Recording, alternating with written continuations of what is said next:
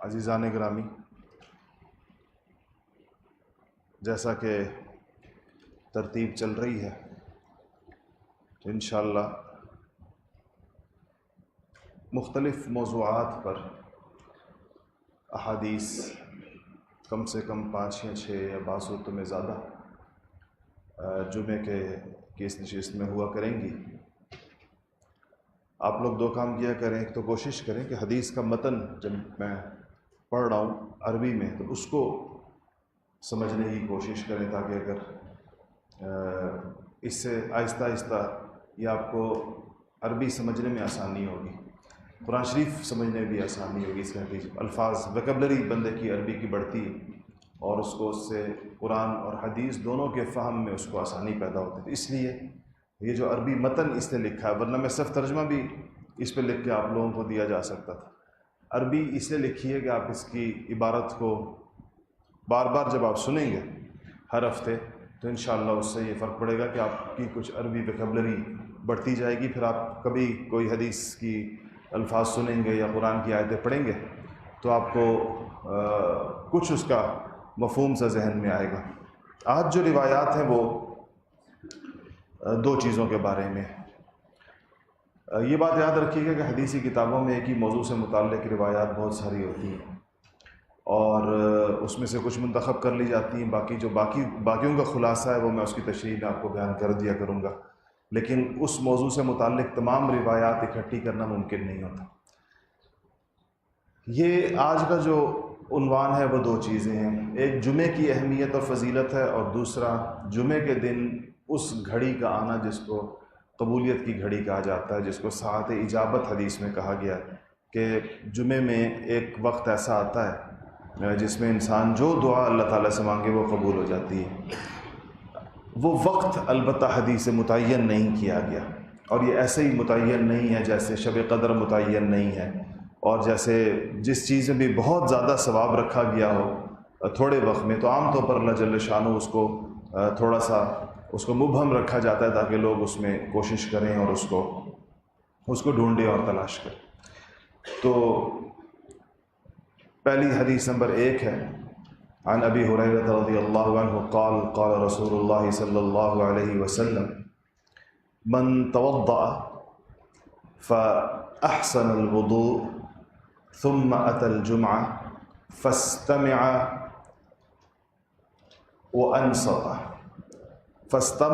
وأنصت غفر له ما بينه وبين الجمعة وزيادة 3 أيام ومن مس الحصى فقد لغى۔ سیدنا ابو ہریرہ رضی اللہ تعالیٰ عنہ کثیر الحدیث کثیر الروایہ صحابہ میں سے بہت زیادہ روایت فرماتے ہیں۔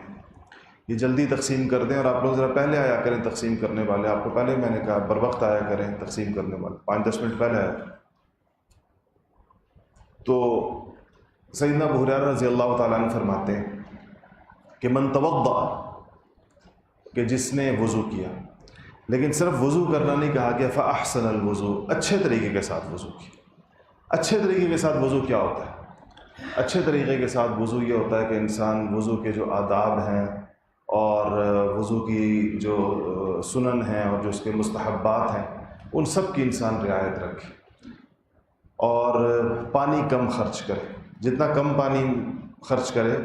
وہ وضو اتنا بہتر ہوتا ہے، اور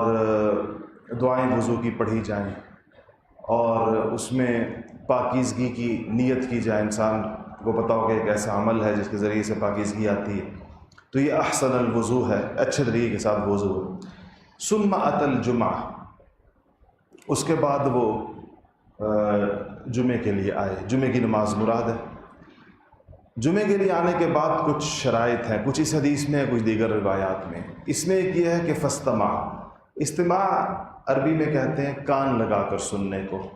انتہائی توجہ کے ساتھ۔ وَإِذَا قُرِئَ الْقُرْآنَ فَاسْتَمِعُوا لَهُ وَأَنصِتُوا، کہ توجہ کے ساتھ انسان کا کسی چیز کا سننا، اس کو استماع کہتے ہیں۔ تو مطلب یہ ہے کہ جمعے کے خطبے کو وہ بہت توجہ کے ساتھ سنے، وَأَنصَتَ، خاموش رہے۔ غفر لہ ما بینہ و بین الجمعہ، جس نے ایسا جمعہ پڑھا، رسول اللہ صلی اللہ علیہ وسلم نے فرمایا کہ اس کے پچھلے جمعے سے لے کر اس جمعے تک کے سارے گناہ معاف کر دیے جاتے ہیں۔ وَزِيَادَةَ ثَلَاثَةِ ایام، اور 3 اضافی دنوں کے بھی معاف کر دیے جاتے ہیں۔ ایک جمعے سے جمعے 7 دن ہو گئے، اور 3 اور دنوں کے گناہ بھی اللہ تعالیٰ معاف کر دیتے ہیں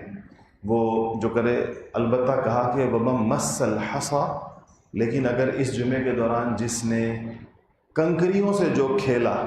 حصا کنکری کو کہتے ہیں، کنکریوں سے کھیلنے کا کیا مطلب ہے؟ رسول اللہ صلی اللہ علیہ وسلم کے زمانے کی مسجد میں یہ صفوں کی جگہ پر کنکر بچھے ہوتے تھے، تو جن لوگوں نے جو لوگ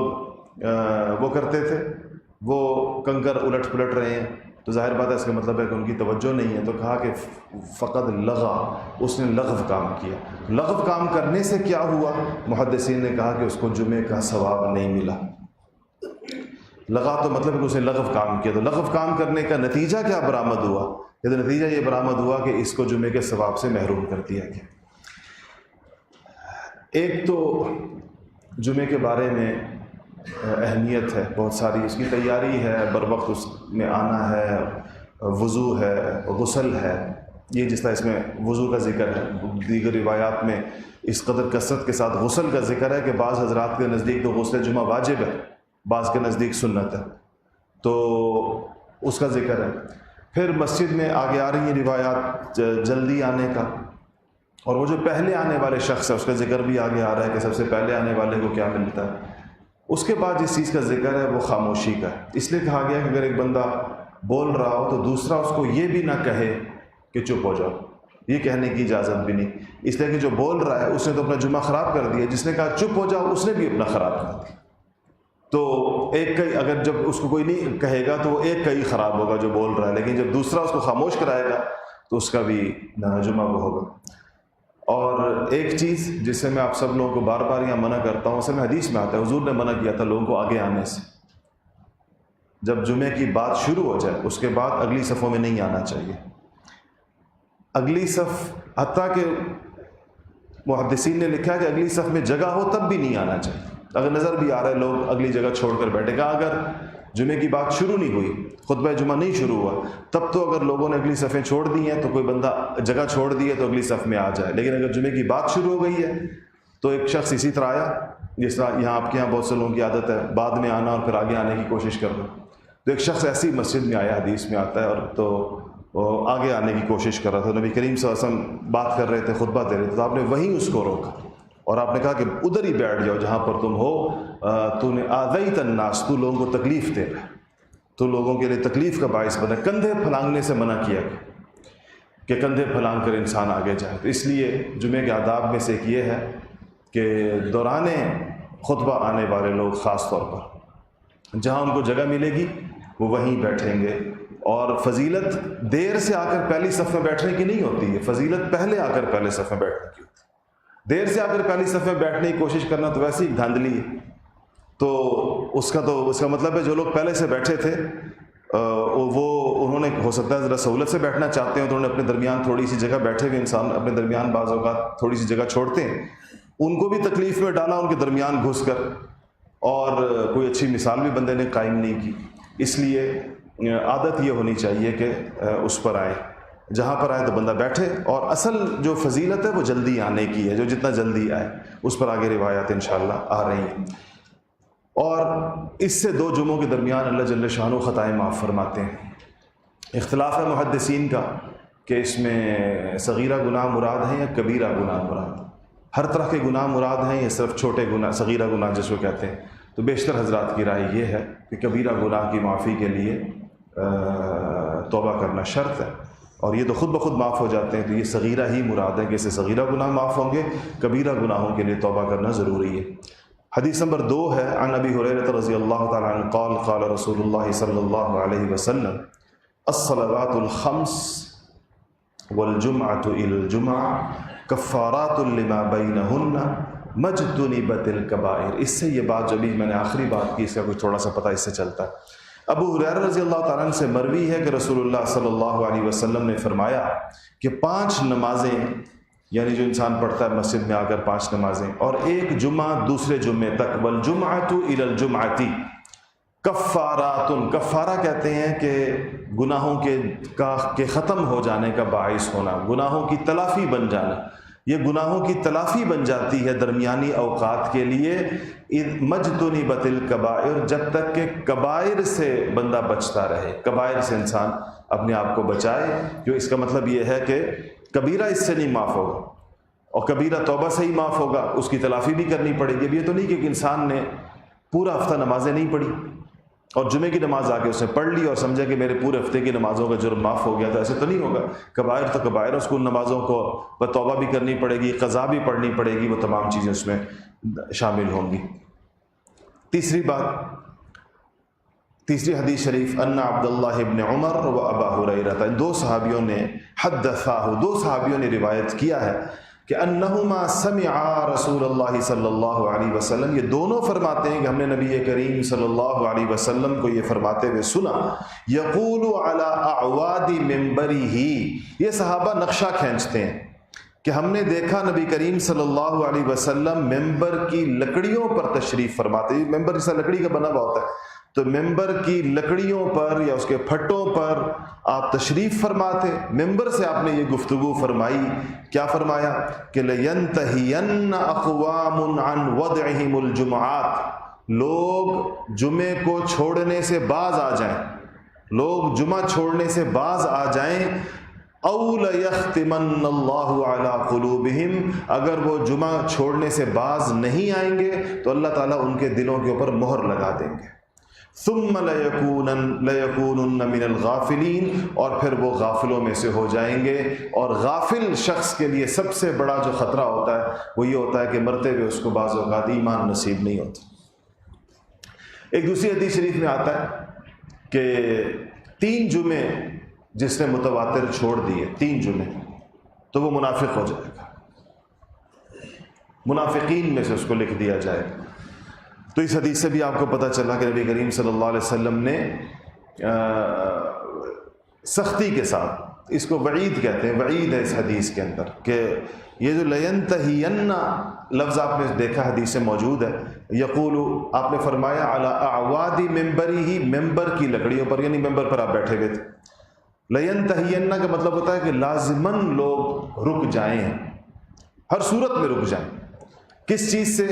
عن وضعہم الجمعات، جمعے چھوڑنے سے. یعنی جمعے کی نماز کو لوگ وہ نہ سمجھیں کہ یہ اس کو ہلکا نہ لیں، ورنہ اللہ تعالیٰ مہریں لگا دے. چوتھی حدیث یہ وہ جمعے کے ثواب کے بارے میں ہے. رسول اللہ صلی اللہ علیہ وسلم نے فرمایا، عن ابی ہریرہ رضی اللہ عنہ ان رسول اللہ صلی اللہ علیہ وسلم من اغتسل یوم الجمعہ، جس شخص نے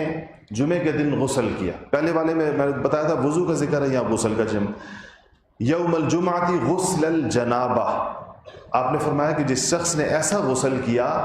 کہ جیسا جنابت سے پاکی کے لیے غسل کیا جاتا ہے،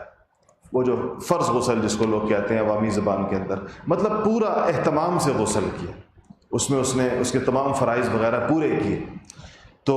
ثم راح، اور پھر وہ آیا جمعہ پڑھنے کے لیے. تو ایسا ہے فَكَأَنَّمَا قَرَّبَ بَدَنَةً، یہ ایسا ہے کہ جیسے اس نے اونٹ ذبح کیا اللہ کے راستے. یہ شروع میں ابتدا میں آنے والا. وَمَنْ رَاحَ فِي السَّاعَةِ الثَّانِيَةِ،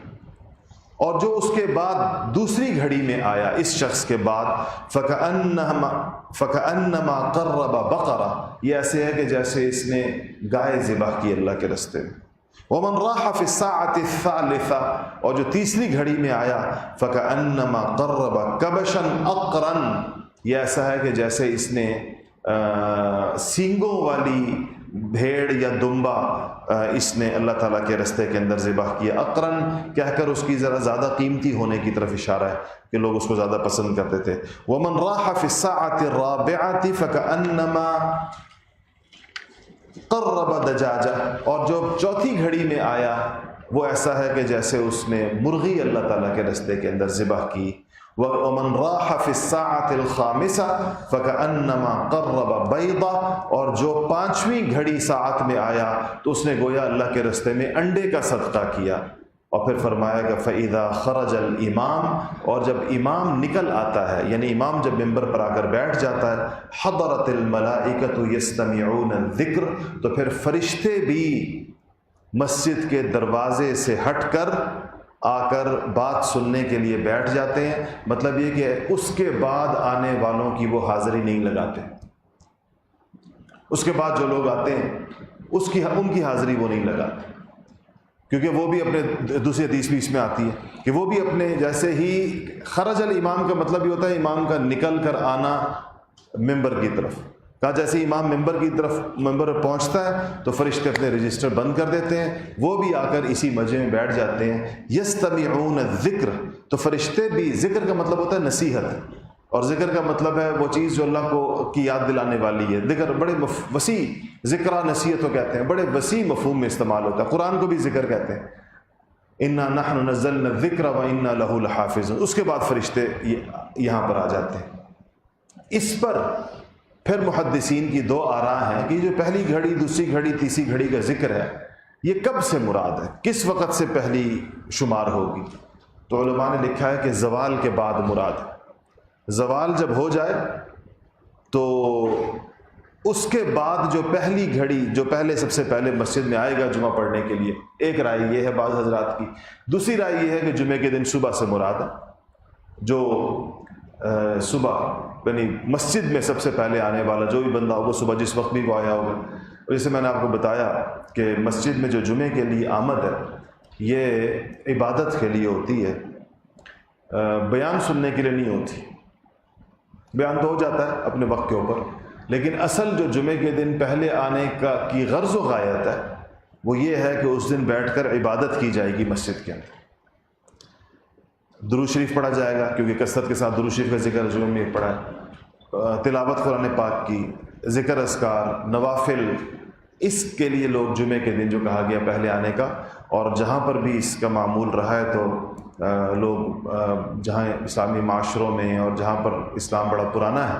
وہاں بہت کثرت کے ساتھ لوگ بہت ہی پہلے آنے کا رواج بھی ہے۔ 9 بجے بھی مسجد، عالم اسلام کے بہت سے خطے ایسے ہیں جہاں آپ دیکھیں گے کہ 9 بجے لوگ جمعے کے لیے مسجد میں آ گئے ہیں، 10 بجے آ گئے ہیں، 11 بجے آ گئے ہیں۔ ان اوقات سے لوگ جمعے کے لیے آنے کا اہتمام کرتے ہیں کیونکہ یہ سید الایام ہے، اور اس دن میں اللہ جل شانہ نے اس کا ثواب بہت غیر معمولی بہت زیادہ رکھا ہے۔ ایک اور لالچ جو لوگوں کو اس میں ہوتی ہے وہ اس گھڑی کو پانا ہے جس گھڑی کا ذکر میں نے کی، کہ یہ وہ گھڑی ہے جس میں ہر دعا قبول ہوتی ہے، لیکن وہ گھڑی کون سی ہے اس پر اتنا اختلاف ہے، اتنے زیادہ اقوال ہیں کہ بعض محدثین نے وہ سارے اقوال جمع کیے کہ وہ کتنے اقوال ہیں اس گھڑی کے بارے میں، تو وہ کوئی 42-45 اقوال، یعنی کوئی وقت ایسا نہیں ہے پورے جمعے میں، دن میں بھی اور رات میں بھی، جس کے بارے میں کوئی نہ کوئی قول نہ ہو کہ یہ وہ والا وقت، یہ والا فجر کے پہلے والا، بعد والا، نماز سے پہلے، بعد میں، اشراق کے بعد، چاشت کے وقت کے اندر، جمعے کی اذان، پہلی اذان کے بعد، جمعے کے اندر امام کے بیٹھنے سے لے کر نماز کے اختتام تک کے درمیان۔ اب ایک بڑی رائے یہ ہے، شاید وہ حدیث میں نے معلوم نہیں کہ یہاں میں نے لکھی یا نہیں، ہاں یہ لکھی آخری حدیث وہی آ رہی ہے، اس میں یہ ہے کہ وہ وقت یہ والا وقت ہے جو ابھی گزر رہا ہے، اس وقت سے لے کر جمعے کے سلام تک کا، لیکن اس وقت میں جو دعا ہوگی وہ دل ہی دل میں ہوگی، کیونکہ ادھر دوسرا حکم یہ ہے کہ بات کو غور سے سنو، اور دعا کا وقت بھی اگر یہی ہے تو۔ لیکن جو قول سب سے زیادہ محدثین نے، علماء نے سب سے زیادہ جس قول کو ترجیح دی ہے قبولیت کی گھڑی والے قول میں، کہ 40-45 اقوال میں سے، وہ مغرب کی نماز سے 20 منٹ پہلے کا وقت، جمعے کے دن غروب آفتاب سے پہلے کی جو گھڑی ہے، گھڑی جب کہا جاتا ہے تو اسے مراد 15 سے 20 منٹ کا عرصہ ہوتا ہے، بعض حضرات کہتے ہیں 18 منٹ مراد ہے، 19 منٹ مراد ہے۔ ساعہ، آج کل کی جدید عربی میں ویسے تو ساعہ 1 گھنٹے کو کہتے ہیں، اور منٹ کو دقیقہ کہتے ہیں، لیکن جو پرانی لغت ہے اس کے مطابق کہا کہ جہاں پر گھڑی کا لفظ آئے گا تو وہ اس وقت کے اعتبار سے کوئی 15، 18 یا 20 منٹ کا وقت مراد ہے۔ تو اس سے پتہ چلتا ہے کہ جمعے کے دن جلدی آنے کا اہتمام کرنا چاہیے، لیکن چند چیزیں اس میں ضروری ہیں کہ جو انسان کا ثواب کس چیز سے ختم ہوتا ہے، 3-4 چیزیں اس کا باقاعدہ ہیں۔ ایک تو میں نے بتا دیا کہ انسان کا جمعے کا ثواب ختم ہوتا ہے بات کرنے سے،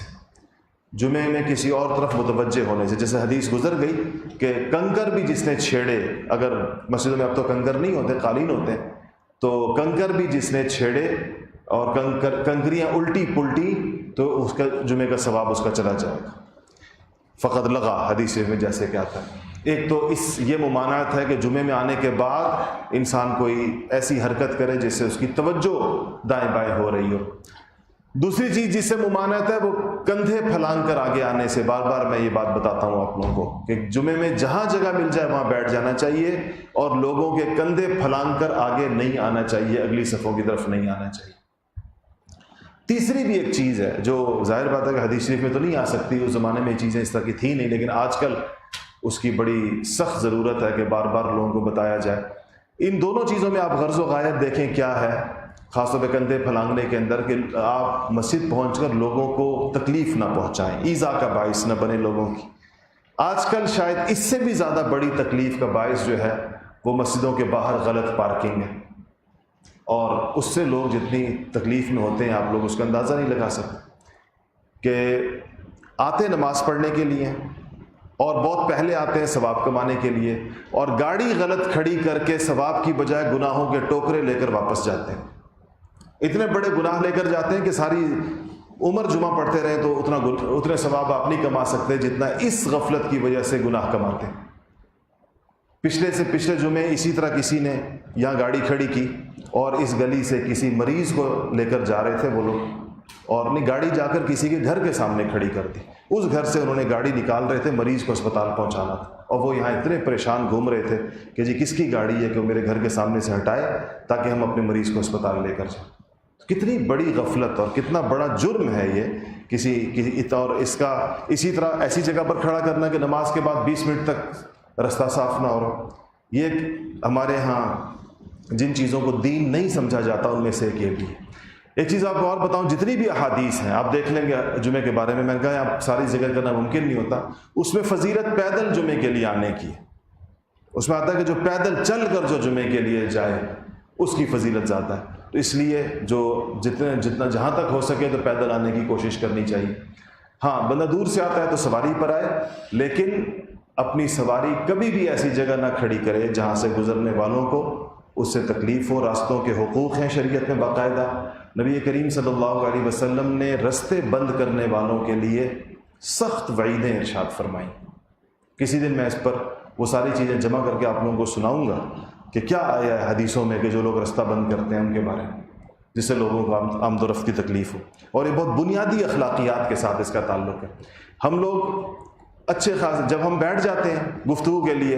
تو ہم مغربی دنیا کی، امریکہ اور یورپ کی تعریفوں میں زمین آسمان کے قلابے ملاتے ہیں کہ ان کے ہاں پارکنگ ایسی ہوتی ہے اور ان کے یہاں نظم ایسا ہوتا ہے، اور خود ہمارا عمل کیا ہوگا؟ صرف اس لیے کہ 10 قدم مجھے اضافی نہ اٹھانے پڑے تو کوشش کرتے ہیں کہ جا کے مسجد کے دروازے کے اوپر جا کر میں کسی طریقے سے گاڑی کھڑی کر دوں. اگر ہمارے بس میں ہوتا یہ ہم مسجد کے اندر بھی گاڑیاں لے آتے، صفوں تک لے کر آتے. یہ موٹر سائیکلوں والے تو میرے خیال ہے صف تک موٹر سائیکل لے کر آتے کہ ادھر ساتھ ہی کھڑی کر دیں گے اور نماز پڑھتے ہی پھر اسے کک ماریں گے اور چلے جائیں گے.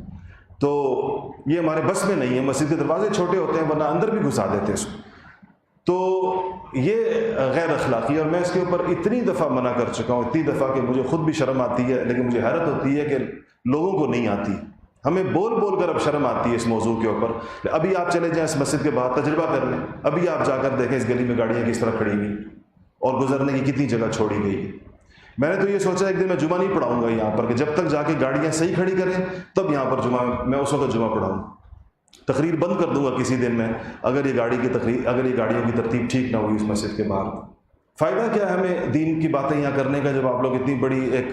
تکلیف کا باعث لوگوں کے لیے بنائیں؟ تو ہم کیا چیز آپ کو بتا رہے ہیں یہاں بیٹھ کر، اور کیا سمجھا رہے ہیں اور کیا پڑھا رہے ہیں جس کے اوپر اتنا عمل نہ ہو. تو اس لیے جب بھی آئیں کبھی بھی رستے بند نہ کریں ایسے طریقے سے. نہ بعض لوگ اس چوک کے اوپر ایسے طریقے سے کھڑی کرتے ہیں، میں آتا ہوں ادھر سے تو میں دیکھتا ہوں کہ اگر کوئی بندہ ذرا سا بھی خیال نہ ہو اس کا تو گلی میں گاڑی موڑتے ہوئے وہ گاڑی اس گاڑی سے ٹکرائے گی جا کر سیدھی، کیونکہ وہ تو سڑک پر کھڑی ہے اور چوک میں کھڑی، وہ جو مڑنے کی جگہ ہے جہاں. تو یہ انتہائی غلط رویے ہیں.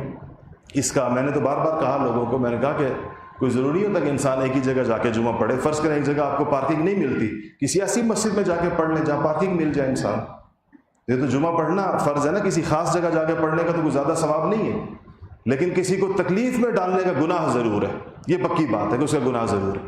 اور کسی مسجد کا ثواب دوسری مسجد سے زیادہ نہیں ہوتا۔ اللہ تعالیٰ نے ساری مسجدوں میں ایک ہی جتنا ثواب رکھا ہے جمعہ پڑھنے، اس کا اہتمام کرنا چاہیے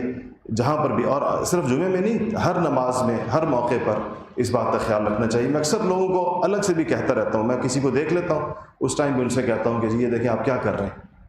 نماز کے لیے آپ آ رہے ہیں اور آپ کا طریقہ کار کتنا غلط ہے۔